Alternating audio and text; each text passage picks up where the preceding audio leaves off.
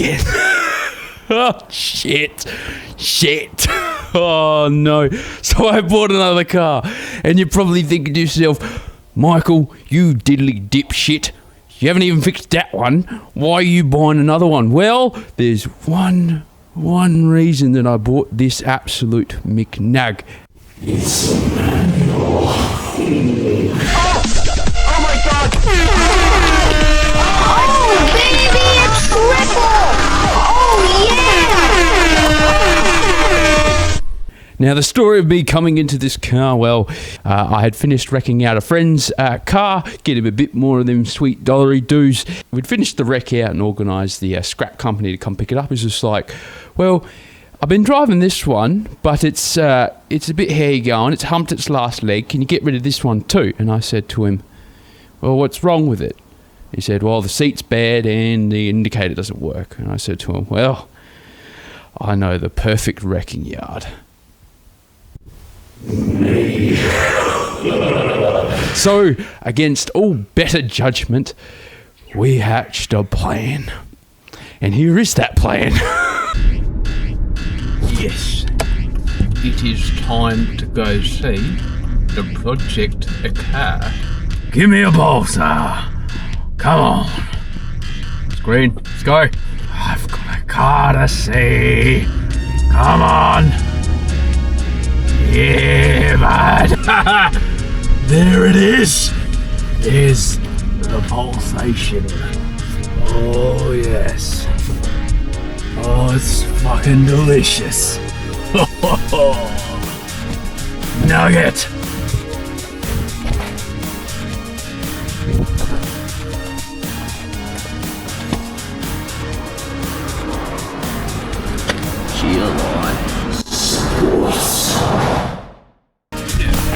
You lose the key for it. It's at my house. Let's keep some. I could have swore this was the key, but it's not. That must be for the mirror. You lost the key. What if I wanted to drive it tonight, Benji? You absolute lovely man. I don't know if you guys want to actually. So after going to look at the absolute fine automotive machine, there was no key. Couldn't drive it, couldn't do shit. But my friends, we're not here to fuggle spiders, are we? Turns out he found a key. So later that night, it happened. I thought that was you. Like, I heard it, I'm like, that's probably the Pulsar. It sounds good.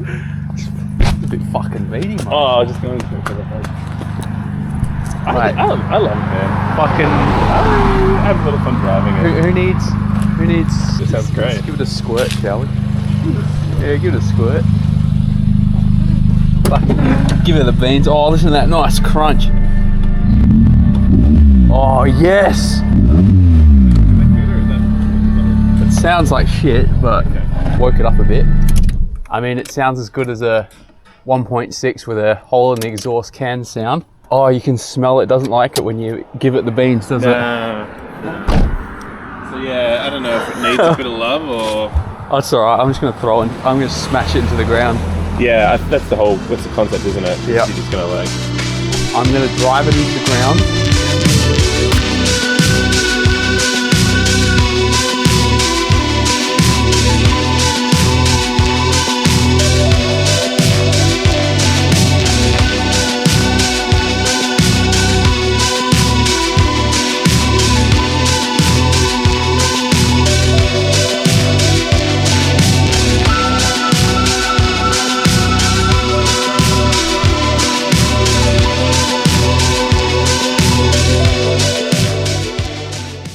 Now, as I said earlier, this car was not in perfect condition, surprisingly, and we had a couple of issues to fix, but I put my master mechanic noodle here to work, my little crinkly brain, and I thought of some cost-effective methods to fix this vehicle to make it as if it was a Maserati. Now, driving it felt like your ass was being eaten by the car, if you're into that, because the seat had caved in now, as one of my friends, and you know who you are, had lovely enlightened me, because the man has a mental illness and is very passionate about pulsars, told me that apparently on the early models there's no support in the seats, so they really love to cradle your bum as you fall in.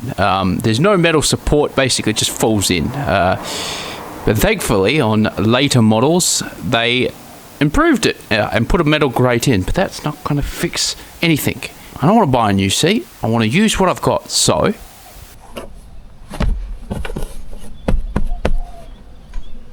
sometimes my genius is... it's almost frightening. And the indicator didn't work. The relay had gone bad. My friend had purchased another one, however, well, I'm not in the business of buying replacement parts now, am I?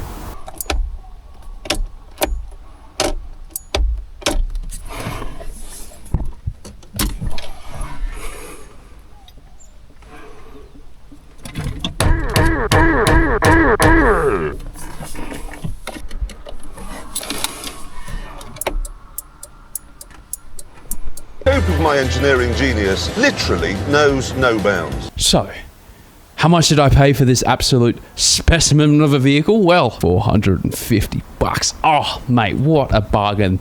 Now, for you Yankee doodles with your freedom bucks, that's probably like $200. So, she's a good deal. And 3 months rego, full registration. That probably costs more than the car. You're probably thinking to yourself, Michael, you do not know how to drive a manual transmission. And the answer to that is, you're right. Was a little Spanish flea, a record star, he thought he'd be. He heard of singers like Beatles, the Chipmunks he seen on TV.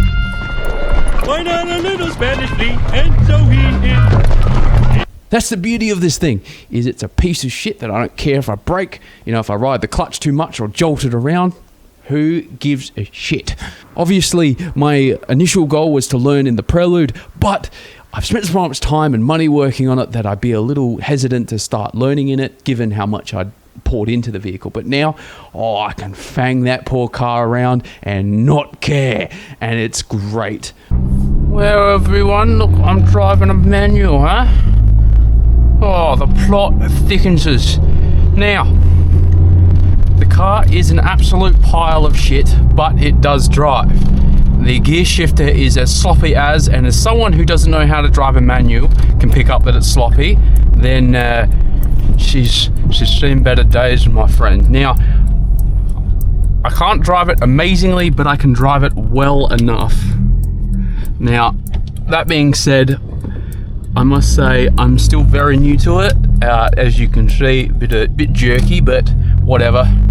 It's at least not stalling out as much as I used to. Now, there's one thing I will say about driving a manual. I have always driven autos, so, you know, I'm 30, how old am I? 31 now. I've always driven automatics. Now, that's not out of some kind of, you know, I never wanted to learn or anything like that. It's more so just out of, you know, I buy cheap cars and they just always tend to be automatics. Even the performance-based ones, I buy them broken, I fix them up, and that's usually because they've got an auto in them.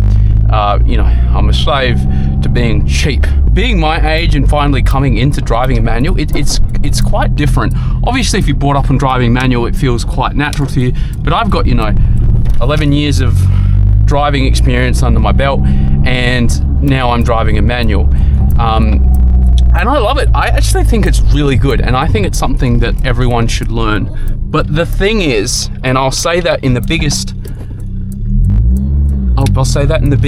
I don't know, quotation marks, is that in heavy traffic or in city driving, it is the fucking worst. Like, it sucks, and even people who have been driving manual for a long time will agree that it's so fucking painful. It's just no point. Now, obviously in light to medium traffic and good roads, it's a fucking dream. But when it starts to get, you know, stop-starty, it's just kind of like, it just fucking sucks, to be honest. And like, driving a manual really humbles you.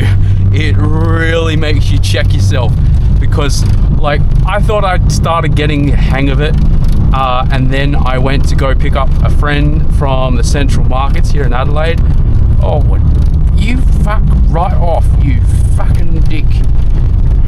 And I was like, it was fine, went into the car park, and it was like up an incline, and oh, fucking hell, it was like banked up, and I had to keep like stop starting up on an incline, and I stalled it, and I span the tires, and like I think there was a problem on the other side because like all the cars were banked up. I think one of the boom gates didn't work, and like I just stalled it multiple times in front of everyone, and I saw people pointing and laughing, and it was so shameful. Oh, like I'm good at holding my composure in a lot of different situations, but that ruined me. That was so embarrassing.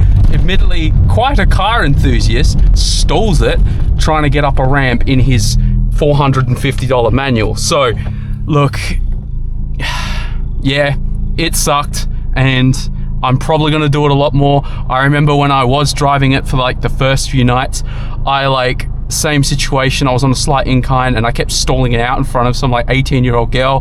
I think she thought I was like some serial killer or something like that. It was really embarrassing.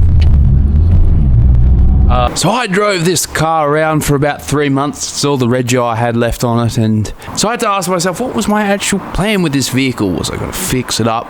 Was I going to restore it? Was I going to drive it daily? Well, I think you know the answer to that, don't you?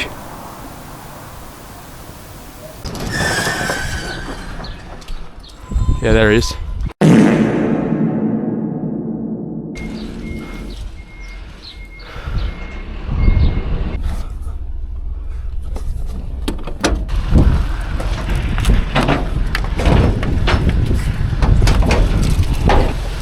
I bought it, I drove it for 3 months, and now it's gone to scrap, which is where it should have gone in the first place.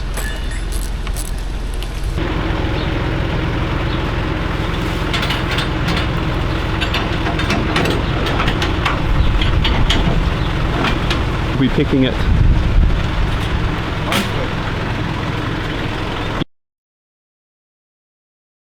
That's right. As fast as this vehicle graced us with its mere presence, it disappeared. It had actually become quite painful to live with. I don't have any footage here, but the driver door had completely seized up and couldn't be opened or closed or locked. It was really uncomfortable to drive. It had so many issues. It was burning oil. It just ceased having any kind of usability. It ran, it drove, but literally everything else around the engine and gearbox had fallen off, broken, or just was completely destroyed. So I made the unfortunate decision to send it off to the little scrapyard in the sky. And it will be missed. Nah, no, not really. It was a piece of shit. Shit. It's gone. Goodbye. That's the video.